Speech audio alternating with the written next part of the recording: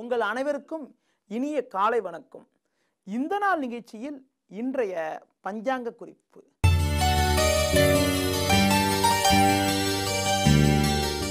பத்தொன்பது 8/2015 ஆவணி மாதம் 2ஆம் தேதி புதன்கிழமை.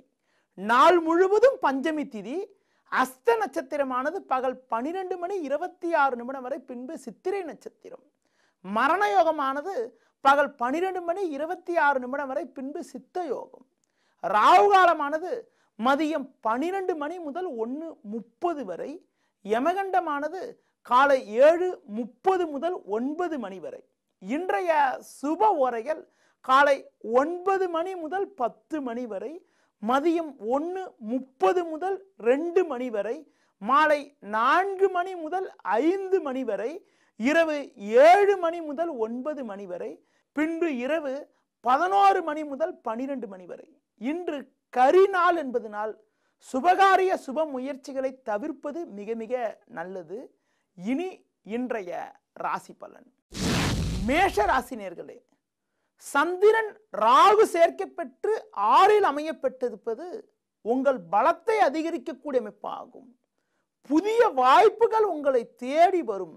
இருந்த பிரச்சனைகள் எல்லாம் விலகி பொருளாதார ரீதியாக அனுகூலமான பலன்களை இன்றைய நாளில் அடைவீர்கள். ரிஷப ராசினியர்களே, செவ்வாயானவர் 3இல் அமையப்பெற்று 5இல் சந்திரன் சஞ்சரிப்பது எல்லா வகையிலும் சாதகமான பலன்களை ஏற்படுத்தக்கூடிய ஒரு உன்னதமான அமைப்பாகும். உடன் இருப்பவர்களால் அனுகூலங்கள் அதிகரிக்கும். தொழிலில் லாபம் ஏற்படும். இருந்த பிரச்சனைகள் எல்லாம் விலகி மன அமைதி ஏற்படும். மிதுன ராசினியர்களே, சூரியனானவர் 3இல் இருப்பது உங்களுக்கு புதிய வாய்ப்புகளை ஏற்படுத்தக்கூடிய ஒரு உன்னதமான அமைப்பாகும். சந்திரன் 4இல் இருப்பதால் சின்ன சின்ன அலைச்சல்கள் இருந்தாலும் பெரிய கெடுதிகள் இல்லை. தொழில் நிமித்தமாக கூட சாதகமான பலன்கள் ஏற்படக்கூடிய ஒரு இனிய நாளாக இன்றைய நாள் இருக்கும். கடக ராசினியர்களே, குருவானவர் சுக்கிரன் புதன் சேர்க்கப்பெற்று 2ஆம் வீட்டில் சஞ்சரிப்பது, 3இல் சந்திரன் சஞ்சரிப்பது உன்னதமான அமைப்பாகும். இதன் மூலமாக உடன் இருப்பவர்களால் அனுகூலங்கள் அதிகரிக்கும். தடைப்பட்ட சுபகாரியங்கள் கூட கைகூடுவதற்கான வாய்ப்புகள் இன்றைய நாளில் இருக்கிறது.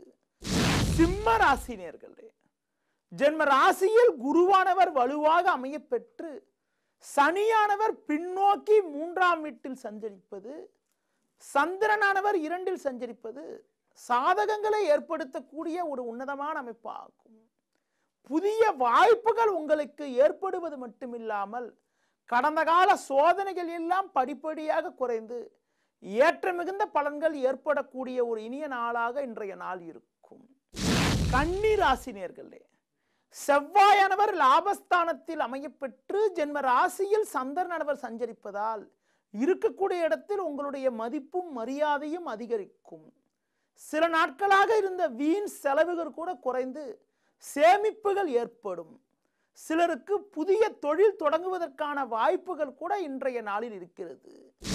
துலா ராசினியர்களே, லாபஸ்தானமான 11ஆம் வீட்டில் குருவானவர் சூரியன் சேர்க்கப்பெற்று சஞ்சரிப்பது, 10இல் செவ்வாய் சஞ்சரிப்பது உங்கள் பலத்தை அதிகரிக்கக்கூடிய ஒரு நல்ல அமைப்பு என்றாலும் சந்திரனானவர் 12ஆம் வீட்டில் சஞ்சாரம் செய்வதால் எதிர்பாராத வகையில் வீண் செலவுகள் ஏற்படலாம் என்பதனால் கொடுக்கல் வாங்கல் விஷயத்தில் மட்டும் சற்று கவனத்தோடு இருப்பது மிக மிக நல்லது.